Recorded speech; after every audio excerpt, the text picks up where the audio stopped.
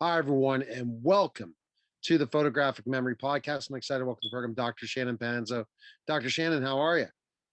Hey, I'm doing great as usual. How about yourself there, Neil? I'm doing great. It's again it's March, starting to warm up a little bit. We're dealing with different things, exciting times, busy times, and excited always to have the photographic memory expert, brain management expert, and also a mentoring expert. He does mentoring. We're going to learn about that today. So basically, you're a mentor, and that's a lot different than coaching in certain ways. Can you define the difference between mentoring and coaching? Okay. Coaching, the first thing that you have to remember about coaching is uh, people actually don't need to be qualified they don't need to necessarily have the experience to be a coach. In other words, you can have a professional tennis player and a person that maybe coaching the professional tennis player is not is not actually a tennis star himself. He may be a tennis player. He may be well worth down the ranks, but he's coaching the tennis all star. Okay, it's kind of contradictory. And whenever you take a look at team sports, you also look at there's coaches for team sports. Well, where do we actually have a big difference between this type of mentoring that I'm talking about and coaching team sports? And that is, team sports always relies on the team can only be as strong as the weakest link. This is why everyone has to be strong within a team. Otherwise, the weakest link is the best that the team can do. So that isn't really my forte at all. Uh, so really, when you're talking about coaching, you're talking about development, development of skill sets and things like this. But it's not necessarily going to be something that is really going to be life changing, life enhancing in those ways. Now, some people will take it a step further simply because they don't understand what the difference is. But look, I have heard so many different problems that come from people that will get a coach and then they find out that that coach cannot fulfill what their needs are. And so they spend a lot of money with them, spend a lot of time with them, and they're no further ahead. Well, I don't believe in that. I don't work that way at all. That's why what I do is mentoring. Now there is a significant difference, even in the definition. If you want to go on Google and define what the differences are between coaching and mentoring, you'll see that there are specific differences. And one of the key things is you're building a relationship. You're building a relationship so that you can walk side by side with that person, leading that person through the obstacles in order to get to where you're going. Also, uh, experience is critical. So essentially, a mentor is an experienced and trusted advisor to not only Okay, provide the tools, but also to provide that trust factor. that's interesting. So, in what's the difference between a mentor and a consultant?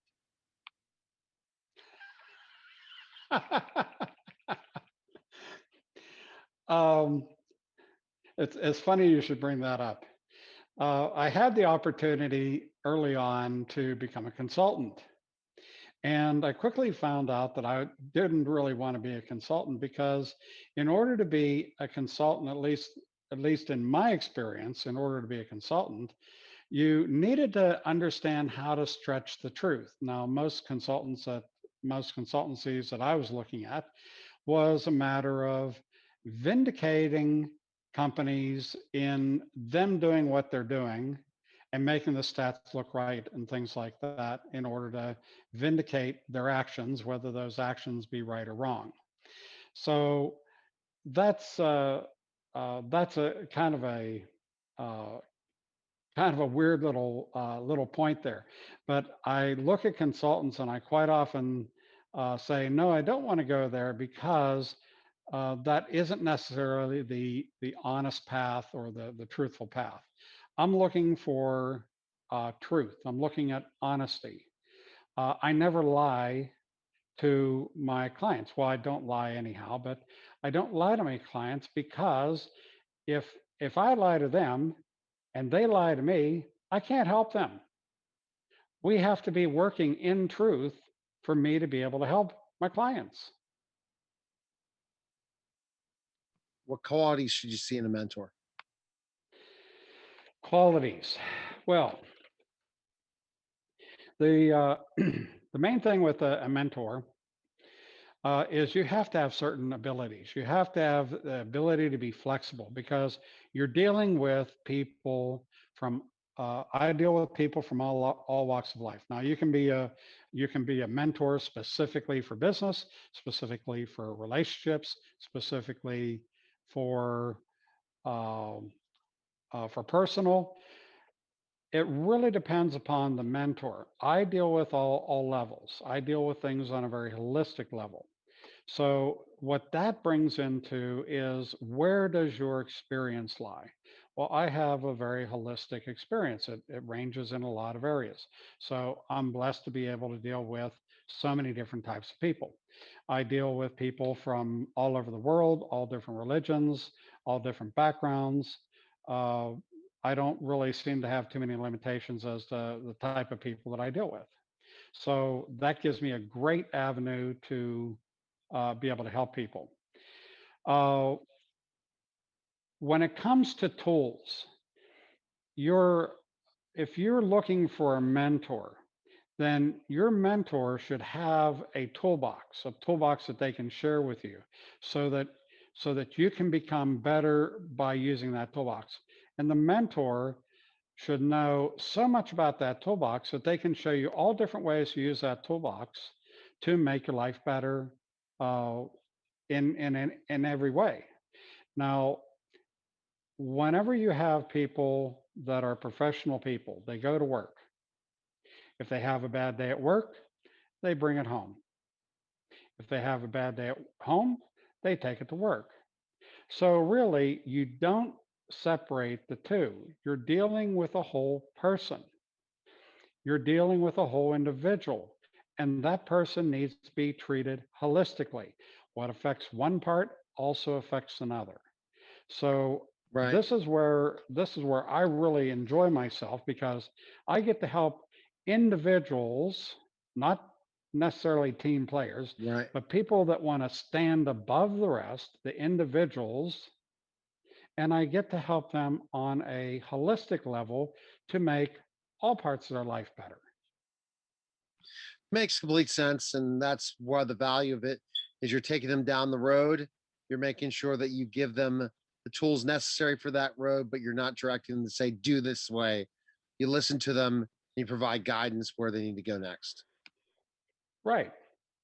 So as the way that I go about doing things, all of my mentoring is through discussion.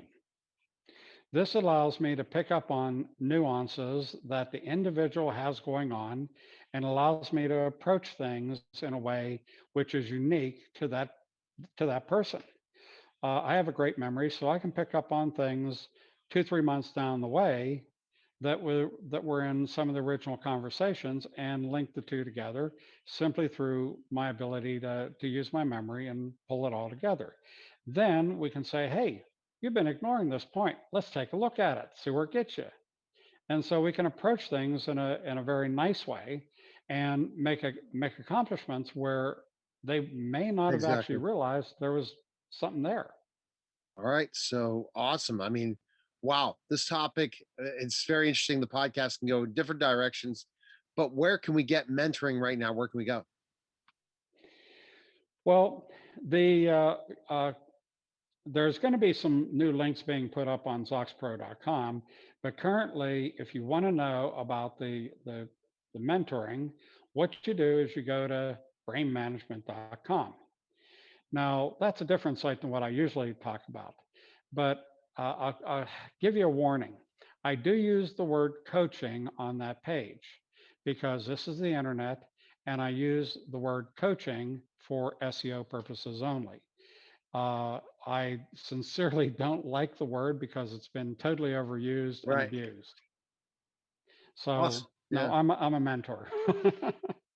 And all right, Zuxpro.com as well. If you want to sign up for Zuxpro today for the photographic memory, mental photography, and brand management, again, Zuxpro.com for more information. And then you can check out all the different social media sites for Dr. Shannon on Twitter, Facebook, and also LinkedIn. So I appreciate it, Dr. Shannon. Great episode today. Great information about mentoring, and I appreciate you coming by. Thank you very much. Thanks for having me.